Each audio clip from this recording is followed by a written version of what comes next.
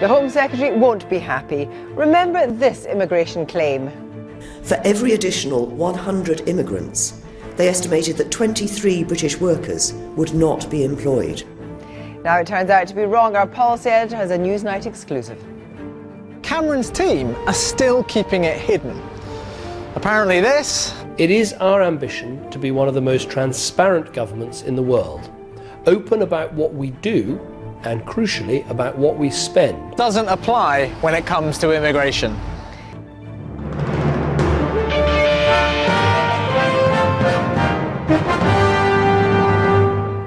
Good evening. Immigration is the issue in which the government has been harried relentlessly by UKIP. It's regularly cited in opinion polls as a key issue for the electorate, and most recently, concerns about an influx of immigrants, specifically from Romania and Bulgaria, has led David Cameron to call for EU curbs in the free movement of workers. But Newsnight has learned that attitudes to and decisions on immigration by the coalition have been predicated, at least partly, on analysis that is flawed. And what's more, they know it.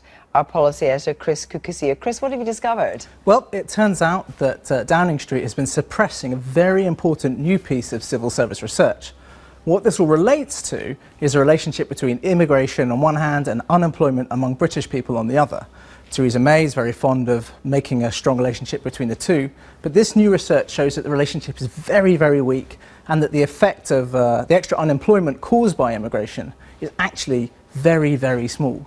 This is going to make it much, much harder to make the case for cutting immigration. Imagine you're a Home Secretary trying to sell a tough immigration policy. How do you do it?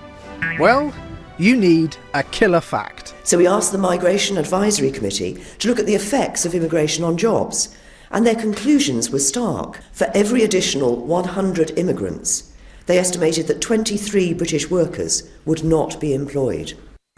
That piece of research is known in the trade as the displacement number, and it's pretty handy for the Home Secretary.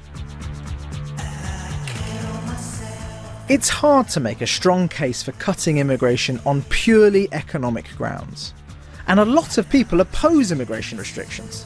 Some of them are coalition ministers. So when the Home Office found a statistic showing that new arrivals put Brits out of work, they really treasured it. There's just one problem. It's wrong. Emails seen exclusively by Newsnight show that new research by the civil service has undermined that claim. The true impact of immigration on British people is much, much smaller. Still, it's not been published. That's because Downing Street is refusing to let anyone see it. It's simply much too embarrassing. Some government departments never believed the original displacement research. Internal civil service emails show that the Treasury was one of the ministries where officials were concerned that the analysis wasn't robust enough, given the wider evidence on this topic. The same exchanges also show that there is a consensus in favour of the new research. Also, that civil servants think it should be released. One official wrote that it would be difficult to keep it solely for internal use. But Cameron's team are still keeping it hidden. Apparently this... It is our ambition to be one of the most transparent governments in the world, open about what we do and, crucially, about what we spend. doesn't apply when it comes to immigration. Arguments about displacement figures may sound academic, but they're going to get more important. Immigration reform is a flagship policy for the government, and it's in trouble. When the coalition took office, net immigration into Britain stood at 235,000 people a year. So, the new government promised to reduce that down to below 100,000 people a year by 2015. How's it done?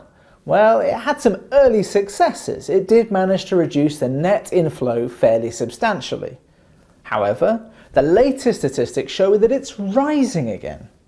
The government is now almost certain to miss its immigration targets. This is focusing attention on the target itself. The government always talks about net migration. That's the total number of people coming here minus the total number of people leaving. Some critics support the idea of tighter immigration controls, but think this is the wrong target. Well, for people who are facing the pressure of large numbers of immigrants coming in. It's about the absolute number and the pressure on public services. The net number doesn't really matter to them. The fact that they can't get access to a school place for their child, it doesn't really matter to them that some elderly couple from Surrey have moved to Mallorca. In truth, there's no single killer economic fact on immigration, for or against. Much of the concern about migration is, in any case, a question of culture, not arithmetic. Even so, you can expect a lot of argument about displacement in the coming years. If the government doesn't keep the numbers hidden, that is.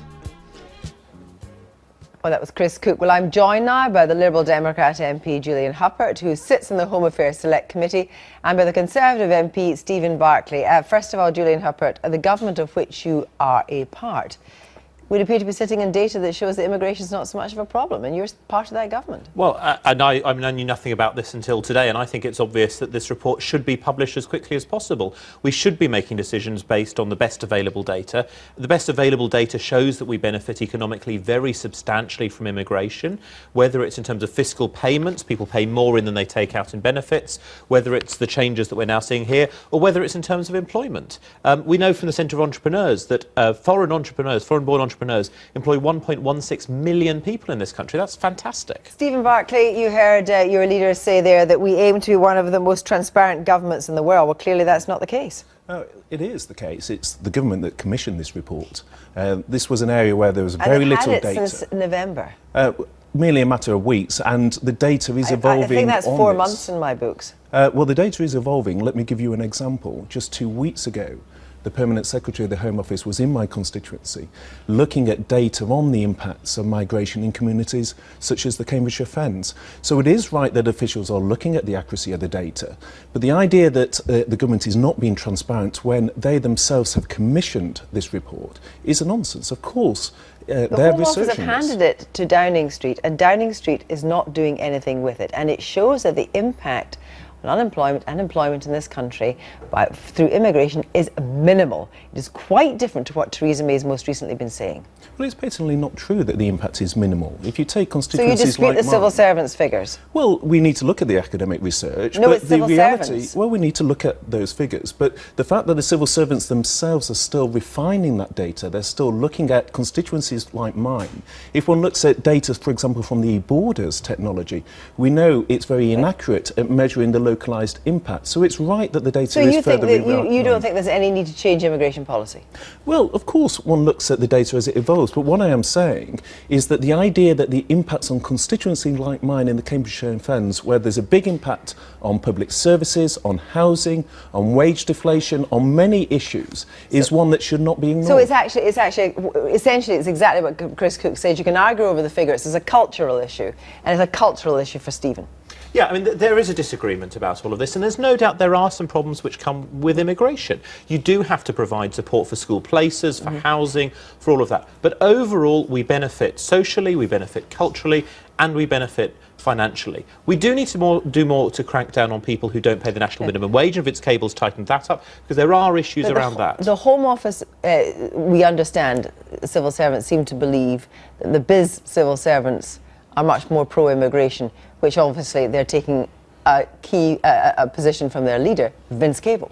Well, if you look across all the different departments, about this, presumably. But if you look at all the departments, the Treasury, the Home Office response was very odd. It said every department is just wrong on this other than the Home Office. But if Vince Cable's known about this as well since November, why is Vince Cable, I suppose he's towing the coalition line, is he? Well, I'm not sure it's up to Vince Cable to sort of leak things that haven't been approved. The real question is why David Cameron is trying to block it. That's the key definition. We do have to get this right. We do need to provide the support. But it's really worrying when you see the sort of scaremongering they saw with Romanian and Bulgarian immigration. I mean, the number of Tory MPs who signed amendments expressing concern about it seems to have been larger than the number of Romanians and Bulgarians who came in since the 1st of January.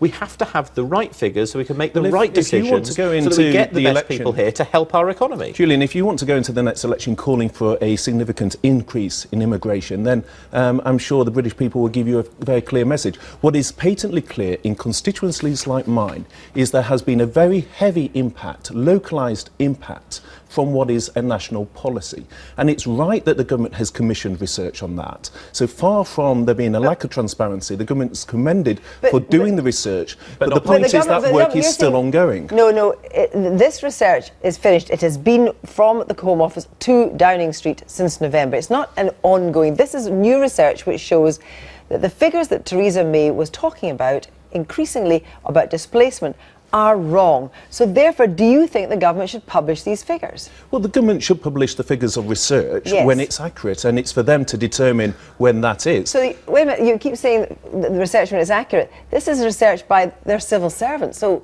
are you doubting the civil servants? What I'm saying is, as we see frequently on the Public Accounts Committee, that the data is evolving.